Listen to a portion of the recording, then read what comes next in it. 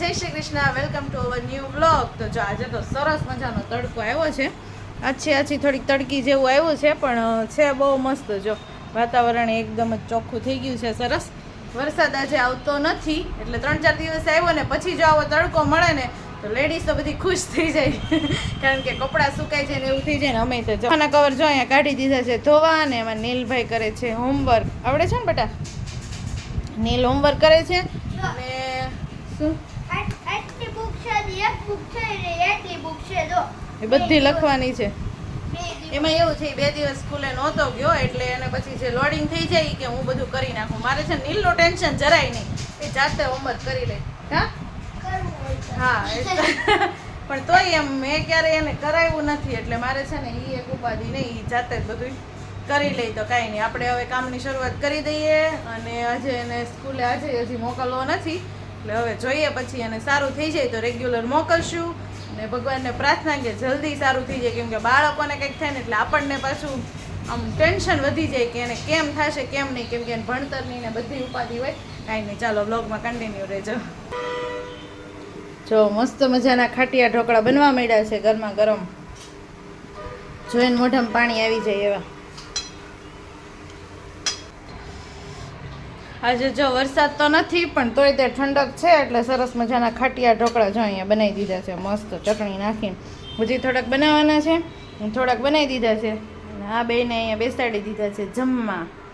એટલે ઢોકળા પાસે એવી વસ્તુ છે, જેમ બનતા જાય ને એમ જ ખાવાની મજા આવે, ગરમ ગરમ. આમ પાછું ભાવે નહીં. જો અહીંયા સરસ ઢોકળા બની ગયા છે મસ્ત. ચાલો ખાવા બેસી જઈ.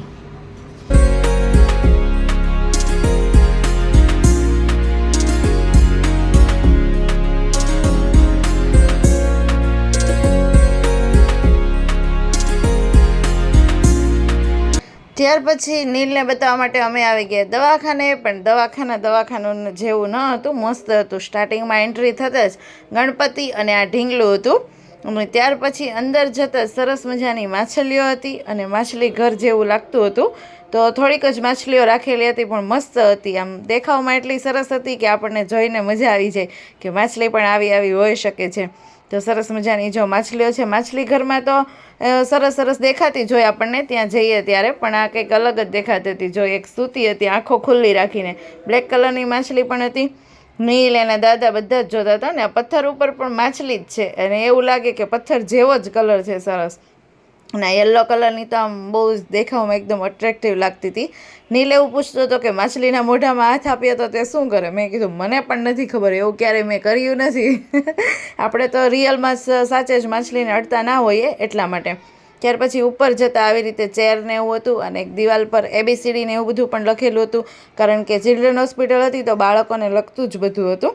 અને ડૉક્ટરની જે ઓફિસ હતી, જે ડૉક્ટરનું કેબિન હતું, તેમાંથી પણ એટલો મસ્ત પવન હતો. તો બધા જ પાંદડા એટલા સરસ હલી રહ્યા હતા, તો મેં ત્યાં પણ કેપ્ચર કરી લીધું મસ્ત. અને ડૉક્ટર પણ એકદમ જ મસ્ત હતા, બાળકને એકદમ જ ફ્રેન્ડલી થઈ જાય ને એ ટાઈપના ડૉક્ટર હતા.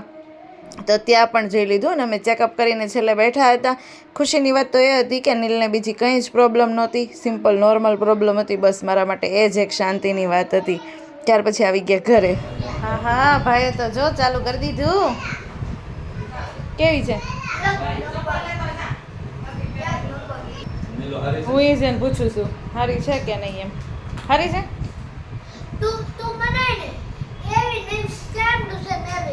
સેમ ટુ સેમ એવી જ છે. ચાલો બધાય દાબેલી ખાવા. નીલને દાબેલી કે ખાવું તું, તો રસ્તામાંથી પપ્પાએ દાબેલી લઈ દીધી. અમે બેસી ગયા. હું દો નહીં, ઈ અડવાનું ન હોય. તને કેમ છીકવું આવે છે? સીતારામ બોલવાનું. હું પાણી પીવું, સીતારામ ભૂ પીવું છે. નીલ ઓલા ભાઈ કેવા પાછળ આવતા હતા કા? નીલનું મોઢું જો. હવે મેહુલના દુકાનેથી નીકળ્યા, ત્યાંથી પાછળ આવતો તો મને એવું લાગ્યું કે મારે પાછળ જ આવે છે. પછી મેં મારા સસરાને એટલે કે મારા પપ્પાને કીધું ને, તેણે કીધું ને, તો પછી ક્યાં વહી ગયો દેખાણો જ નહીં. પણ મને એમ હતું કે એને પર્સ લેવું, મારા પાસે પર્સ હતું, પણ એને એ નથી ખબર કે પર્સમાં ખાલી રેનકોટ જ હતા. પર્સમાં ખાલી રેનકોટ જ હતા, પણ પર્સ લેવા જ આવ્યો હતો. ખાંડ રેડી થઈ ગયો છો, અને મારી મમ્મી ખાય છે. હું તમને દેખાડું. જો અમાર બાએ ખાઈ છે ને જો ધમુ હારે ધમુ કે ગયો ધમુ હાથ ધોવે છે ને દાદા જો મારી મમ્મી ખાય છે અને પછી મન્યા રહેજો આગળના બ્લોગમાં સોફે ફોન જોવા બેસી ગયો છે અને મારા બાએ દૂધ લેવા વહી ગયા અને જો મારી મમ્મીએ તેલ નાખ્યા છે એમાં એવું છે કેટલા દિવસથી તેલ નાખાણું જ નહોતું અને તેલ ન નાખીને એટલે વાળની હાલત તો હાવ ખરાબ જ થઈ ગઈ હતી મેં કીધું લાઈ નાખી દઉં ત્યાં તમે બોટલ ઉપર નહીં જતા બોટલમાં તો મેં બીજું જ ભર્યું છે દિવેલ ગરમ કરી લીધું છે વિટામિન ઈ ની કેપ્સ્યુલ લીધી છે અને નાળિયેરનું તેલ લીધું છે ત્રણેયને મિક્સ કરીને અને પછી જ હું લગાવું છું એટલે આ છે ને ત્રણેય વસ્તુ મિક્સ કરીને એક બોટલ આવી વધારાની હોય ને તો એમાં ભરી લઉં અને પછી વાળમાં સરસ માલિશ કરી દઉં દિવેલ થોડુંક ચીકણું હોય એટલે થોડુંક તમને એવું લાગે પણ એમ કંઈ પ્રોબ્લેમ ન આવે વાળ મસ્ત થાય ને થોડોક આમ લાંબાઈ છે પહેલાં તો મારે હાવ ટૂંકા ટૂંકા હતા પણ આ થોડો વાળ તેલ નાખવાથી આમ ઘણો ફેર પડે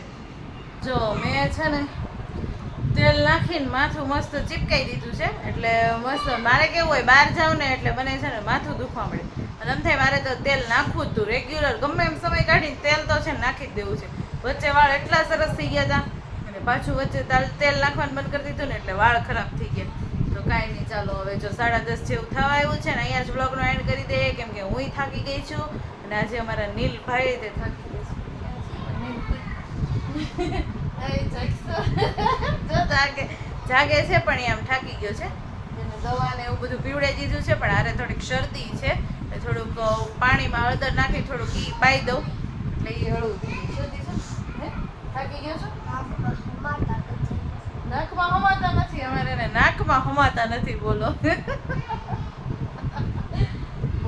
કાંઈ નહીં ઊભી જવું છે ને છેલ્લે પછી હું કેવું કરું બે બાળકોને બે બાજુ સુવડાવવું ને વાર્તા એક ચાલુ કરી દઉં વાર્તા 8 થી 9 મિનિટની હોય ને જોઈને પછી બે આરામથી એને સુઈ જાય તો કાંઈ નહીં બધાને ગુડ નાઇટ જય શ્રી કૃષ્ણ